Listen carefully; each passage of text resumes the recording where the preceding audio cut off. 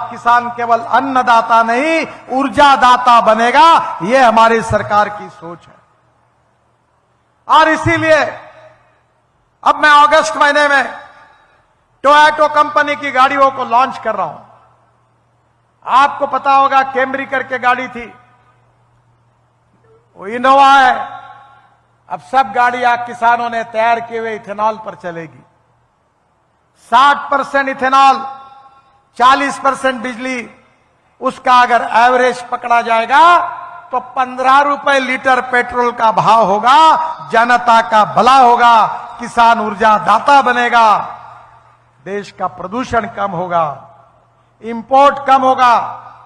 16 लाख करोड़ रुपए का इंपोर्ट है, उसके बजाय यह पैसा किसानों के घर में जाएगा।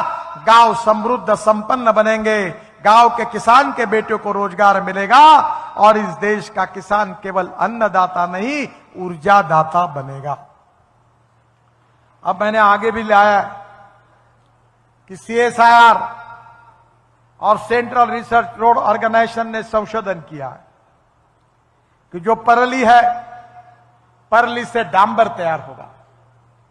पानीपत में परली से इथेनॉल तैयार हो रहा है और एविएशन फ्यूल, हवाई जहाज चलने के लिए जो ईंधन लगता है वो भी किसान बना रहा है। यही हमारे सरकार की कमाल है।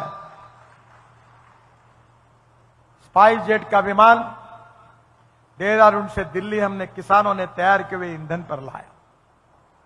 बहनों और भाइयों, देश की तरक्की हो रही है।